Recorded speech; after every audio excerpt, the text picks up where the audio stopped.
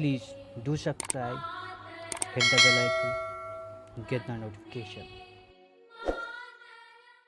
जय हिंद। आप सभी को शत शत नमन। कोशिका के लगभग सभी अंगों को देखा गया है। एक दो अंग बचे हैं, उनको हम लोग देखेंगे। अब हम देखते हैं कोशिका के प्रकार। क्या कोशिका के प्रकार, क्योंकि आप कोशिका के सभी अंगों को अगर आपने पढ़ लिया है तो कोशिका के जो प्रकार हैं उसको आप आसानी से समझ सकते हैं। कोशिका नेचर में देखेंगे तो कोशिका दो प्रकार से पाई जाती है। क्या? दो प्रकार से। और दोनों का नाम क्या क्या रखा गया है? एक कोशिका है यूकैरियोटिक कोशिका और दूसरा है प्रोकैरियोटिक कोशिका। अब क्या अंतर है इसको हम समझते हैं। जीवन की शुरुआत कभी भी हुई है, कभी भी हुई होगी। अब जब जीवन की शुरुआत हुई होगी तो क्या लगता है एक कोशिका से हुई होगी? क्या एक कोशिका से? सभी कोशिकाएं एक साथ तो आएंगी नहीं। एक कोशिका से जीवन की शुरुआत हुई होगी और वैज्ञानिकों का मानना भी है। तब जब एक कोशिका से जीवन की शुरुआत हुई होगी तो क्या वर्तमान में जो एक कोशिका है उसी तरह कोशिका रही होगी? ऐसा भी संभव नहीं है। क्यों संभव नहीं है? सामान्य सा तर्क है। आपको अगर खाना बनाने को दे दिया जाए पहली बार तो खाना क्या बनेगा? देहाती भाषा में बोलते हैं ना, अंडबंड। अंडबंड खाना बन जाएगा, मतलब अच्छा नहीं होगा। लेकिन अब वही कार्य आप पर डे करते रहें, कुछ समय बाद आप बहुत अच्छे कुक हो जाएंगे। सेम इसी प्रकार शुरू में जो कोशिका थी वो कह सकते हैं ज़्यादा विकसित कोशिकाएं नहीं थी, लेकिन धीरे धीरे विकास के क्रम में कोशिकाओं का विकास हुआ और कुछ कोशिकाएं बहुत ज़्यादा विकसित हो गई, कुछ पिछड़ी रही। क्या? कुछ बहुत ज़्यादा विकसित हो गई, कुछ पिछड़ी रही। अब जो कोशिकाएं बहुत ज़्यादा विकसित हुई उनको बोला गया प्रोकैरियोटिक कोशिका, और जो पिछड़ी रही, जो बहुत ज़्यादा विकसित रही सॉरी, वो उनको बोला गया यूकैरियोटिक कोशिका, और वो जो बहुत ज़्यादा पिछड़ी रही उनको बोला गया प्रोकैरियोटिक कोशिका। क्या? प्रोकैरियोटिक कोशिका। अब इनको एक अंतर और आप देखिए, यूकैरियोटिक यानी कि यू होता तो ई है स्पेलिंग, लेकिन आप यू कह लीजिए, वाई कह लीजिए, वाई। अब वाई जब कहेंगे यानी कि यंग कोशिका, यानी कि विकसित कोशिका। क्या? विकसित कोशिका। और प्रोकैरियोटिक को पी कर लीजिए या पा कर लीजिए, पुरानी कोशिका, घिसी पिटी कोशिका। ठीक है। अब घिसी पिटी कोशिकाएं, पुरानी कोशिकाएं कैसे हैं इसको हम लोग समझते हैं।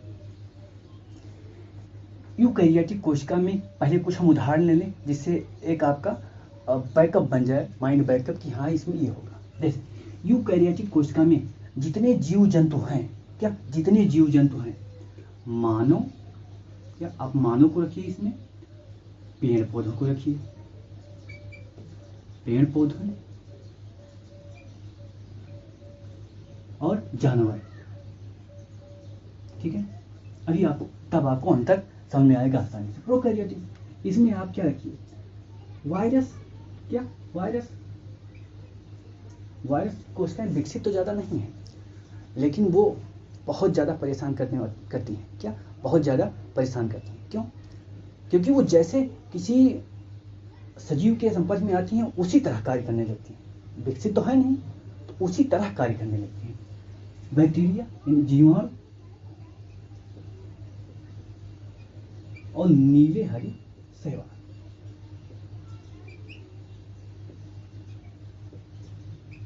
नीले हरे शैवाल। ठीक है। प्रोकैरियोटिक में ये और यूकैरियोटिक में ये। अब हम अंतर देखें तो हमें आसानी से समझ में आ जाएगा। यूकैरियोटिक कोशिका में देखेंगे, ये जो कोशिकाएं होती हैं बड़ी होती हैं। क्या? ये कोशिकाएं बड़ी होती हैं। ठीक है। क्या होंगी? बड़ी होंगी। और ये तुलना में क्या होगा? छोटी कोशिकाएं होंगी। क्या होंगी? छोटी होंगी। अब ये कोशिका में आप देखेंगे तो बड़ी होंगी, ये तो मैंने बता दिया। और ये जो यूकैरियोटिक कोशिका है, इसमें जैसे ये कोशिका बना दिया मैंने, क्या? यूकैरियोटिक, तो इसमें सामान्यतः इसमें डबल झिल्ली रहती है। क्या? ये जो डबल झिल्ली सभी जो इसके अंदर पदार्थ हैं, कोशिकाएं हैं, उनको बंद रखती है। क्या? डबल झिल्ली। तो यहाँ पर डबल झिल्ली हम लिखते हैं। और ये कोशिकाएं जो होंगी उसमें एक ही होगा। क्या? एक ही होगा। ये एक ही होगा। यानी कि सिंगल झिल्ली कह सकते हैं।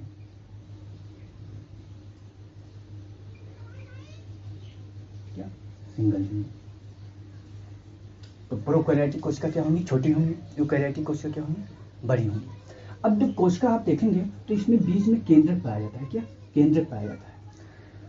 तो यूकैरियोटिक कोशिका में तो केंद्रक बहुत अच्छा होगा, बहुत अच्छा मतलब बहुत व्यवस्थित होगा, बहुत व्यवस्थित होगा। और केंद्रक हो गया, ठीक है, बहुत व्यवस्थित होगा। यहाँ जो केंद्रक हो सकता है केंद्रक हो ही ना, केंद्रक नहीं हो, ये भी हो सकता है। लेकिन अगर केंद्रक होगा तो अव्यवस्थित होगा, उसमें ये बिल्कुल बीच में नहीं, और झिल्ली उल्ली सब अलग अलग रहेगा। क्या? केंद्रक,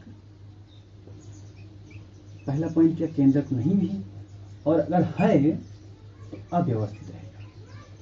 क्या? अव्यवस्थित है, ठीक है। यहाँ पर तो व्यवस्थित रहेगा, सामान्य सी बात है, व्यवस्थित केंद्रक रहेगा कि केंद्रक को ही सारा काम करना है ना। और क्या अंतर होगा? और अंतर को देखते हैं। दोनों में डीएनए तो पाए जाएंगे। क्या? डीएनए तो पाए जाएंगे। अब यहाँ जो डीएनए होगा, क्या? यूकैरियोटिक कोशिका में जो डीएनए होगा वो हर समय हिस्टोन प्रोटीन के साथ रहेगा। क्या? हिस्टोन प्रोटीन के साथ, प्रोटीन के साथ। क्वेश्चन पूछा जाता है डीएनए के साथ रहने वाला प्रोटीन का नाम, तो आपको हिस्टोन प्रोटीन बताना है। यहाँ डीएनए रहेगा, लेकिन क्या? हिस्टोन प्रोटीन नहीं रहेगा। क्या? हिस्टोन प्रोटीन नहीं रहेगा। यहाँ पर डीएनए तो रह सकता है, डीएनए रह सकता है, किंतु हिस्टोन प्रोटीन नहीं रहेगा। ठीक है, इसको आप ऐसे करिए, और इस हिस्टोन प्रोटीन नहीं रहेगा। और क्या अंतर, और क्या अंतर हो सकता है? हमने आपको बताया था राइबोसोम के बारे में। क्या? 70 यस और 80 यस। तो यस को हमने क्या बताया था? यस को हमने बताया था सेवर्ड यूनिट। क्या? Savoured unit. तो सेवर्ड यूनिट आप कह सकते हैं समय की इकाई मान कह सकते हैं, 10 की घात -13 सेकेंड। ठीक, सेवर्ड यूनिट। या अगर दूसरा इसका नाम पूछा जाए तो सेडिमेंटेशन कोफिशिएंट। क्या? सेडिमेंटेशन कोफिशिएंट, या सी, ठीक है, कोफिशिएंट। अब क्या होता है इसको हमने बताया है। तो यूकैरियोटिक कोशिका में देखेंगे, क्या? यूकैरियोटिक कोशिका में देखेंगे तो इसमें जो राइबोसोम होता है वो 80S प्रकार का होता है। क्या? 80S प्रकार का होता है, यानी अच्छा, 80S यानी कि अच्छा होता है, भारी होता है। हमने वहां समझाया है। क्या? 80S क्या होगा? भारी होगा, ठीक है। और 70S कम भारी होगा।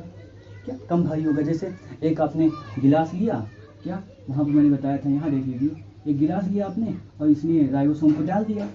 अब जो 80S राइबोसोम होगा वो जल्दी नीचे चला जाएगा। क्या? जल्दी नीचे चला जाएगा। और जो 70S वाला होगा कम बाद में नीचे जाएगा, ये ऊपर ही रहेगा।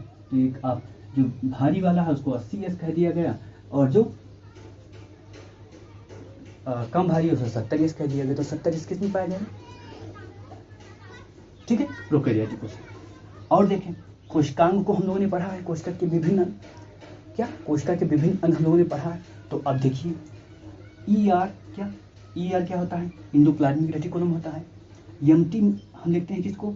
माइटोकॉन्ड्रिया को। एम्टी यहाँ शॉर्ट फॉर्म केवल लिखा जा रहा है। और गाल्जी बॉडी, GB लिख सकते हैं, गाल्जी बॉडी। क्या? गाल्जी बॉडी GB लिख सकते हैं। लाइसोसोम LY, क्या? लाइसोसोम को हम LY लिखते हैं, ठीक है। लिख रहा हूँ, केवल लिखते नहीं, ये नियम नहीं है, केवल यहाँ लिख रहा हूँ जिससे समय की बचत हो, ठीक है। लाइसोसोम। अब ये जो अंग हैं यहाँ तो पाए जाएंगे। क्या? यहाँ आप ऐसे कर दीजिए, endoplasmic reticulum, mitochondria, गाल्जी body, lysosome, micro bodies, ये सब यहाँ पाए जाएंगे। लेकिन यहाँ देखेंगे ना, यहाँ पर तो अब क्या? ER को, MT, लाइसोसोम, GB, ये सब क्या होगा? नहीं पाया जाएगा। वहाँ पर नहीं होंगे, वहाँ का काम ही नहीं है। वो इतने छोटे बैक्टीरिया है, कितना सामान वो लेकर चलेंगे? सामान लेकर चलेंगे, परेशान हो जाएंगे। हो सकता है ना परेशान हो जाए, इतना छोटा इतना सामान दे दिया, धक्कर पकड़ चलेंगे और गिरकर बेहोश हो जाएंगे, खत्म हो जाएंगे। तो क्या, क्यों लेकर चले, नहीं लेकर चलेंगे, ठीक है। और अगला पॉइंट क्या जानना है, एक शब्द आता है बायोलॉजी में जिसको बोलते हैं ट्रांसक्रिप्शन। क्या, ट्रांसक्रिप्शन,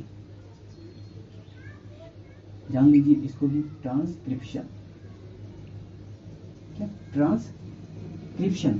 ट्रांसक्रिप्शन क्या है, जब डीएनए से आरएनए बनता है। क्या, जब डीएनए से क्या बने, डीएनए से आरएनए बने, तो इस प्रक्रिया को क्या बोलते हैं, ट्रांसक्रिप्शन, ठीक है। और दूसरा शब्द आता है ट्रांसलेशन। क्या, ट्रांसलेशन, जब आरएनए से क्या बने, प्रोटीन बने। क्या, आरएनए से प्रोटीन बने तो उसको बोलते हैं ट्रांसलेशन, ठीक है। समझ में आया। अब इसको यहाँ, अब अगर यूकैरियोटिक कोशिका है तो ट्रांसक्रिप्शन कहाँ होगा, क्या, ट्रांसक्रिप्शन कहाँ होगा, ट्रांसक्रिप्शन टी में लिख रहा हूं, ट्रांसक्रिप्ट TR, ठीक है। ट्रांसक्रिप्शन कहाँ होगा, केंद्रक में होगा, यानी डीएनए से आरएनए का निर्माण कहाँ होगा, केंद्रक में होगा। और ट्रांसलेशन, क्या, ट्रांसलेशन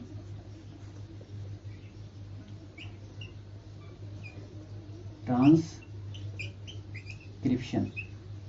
कहाँ पर, केंद्रक में। और ट्रांसलेशन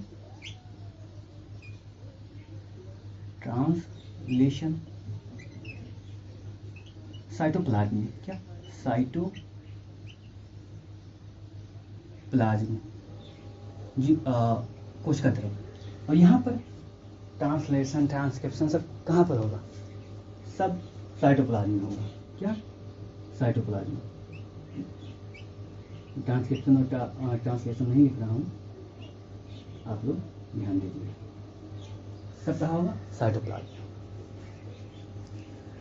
अगला पॉइंट क्या है,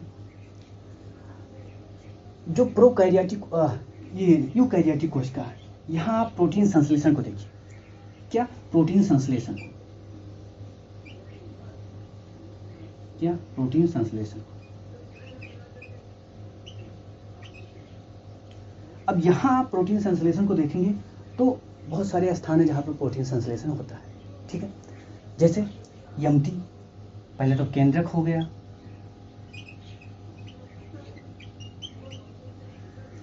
और माइटोकॉन्ड्रिया हो गया, लवक हो गया। क्या, माइटोकॉन्ड्रिया हो गया, लवक हो गया, यहाँ पर प्रोटीन संश्लेषण होता है। और यहाँ पर प्रोटीन संश्लेषण कहाँ होगा, साइटोप्लाज्म में। क्या, साइटोप्लाज्म यानी कोशिका गर्भ में, क्योंकि केंद्रक माइटोकॉन्ड्रिया होता ही नहीं तो कहाँ होगा, सामान्य सी बात है, ठीक है। एक पॉइंट और देख लेते हैं, रिक्तिका। क्या, रिक्तिका, जैसे यहाँ पर जो रिक्तिका देखेंगे, रसधानी जिसको बोलते हैं, रिक्तिका, यहाँ रिक्तिका में द्रव भरा होगा। क्या, द्रव भरा होगा, यानी अर्ध तरल पदार्थ भरा होगा। यहाँ पर आएंगे तो यहाँ पर द्रव नहीं मिलेगा आपको। अगर होगी रिक्तिका तो यहाँ पर गैस भरा होगा। क्या, गैस भरा। ये इतने अंतर आपको ध्यान रखना है। क्या, इतने अंतर आपको ध्यान रखना है। अब आपसे कुछ क्वेश्चन पूछ लें। क्या, क्वेश्चन पूछ लें, जैसे पुराने आपका 1-2 क्वेश्चन तैयार हो जाए। क्वेश्चन पूछा जाता है कि कोशिका का सबसे छोटा अंग क्या। क्या, सबसे छोटा अंग, कोशिका का सबसे छोटा। तो अगर कोशिका का सबसे छोटा अंग तो राइबोसोम, आप बताइए। क्या, राइबोसोम बताइए। कोशिका का सबसे छोटा अंग। सबसे बड़ा अंग अगर पूछा जाता है, क्या, सबसे बड़ा, तो केंद्रक सबसे बड़ा है। क्या, केंद्रक सबसे बड़ा है। और कुछ अगर आपसे पूछा जाए सबसे छोटी कोशिका पूछी जाए, क्या, सबसे छोटी सेल, तो कौन सी सेल है, स्पर्म। क्या, पुरुष का जो स्पर्म होता है वो सबसे छोटी है, सबसे छोटी कोशिका स्पर्म है, ठीक है।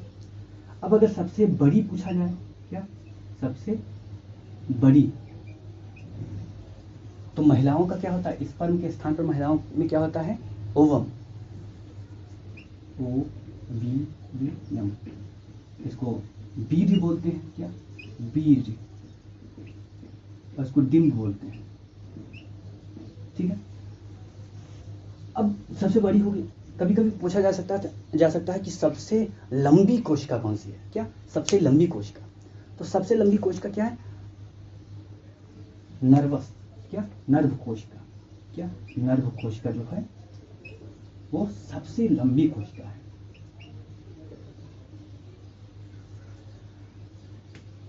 ठीक है, सो आज के लिए इतना ही, फिर मिलते हैं अगले वीडियो में, तब तक के लिए जय Hind. Please do subscribe, hit the bell icon, get the notification.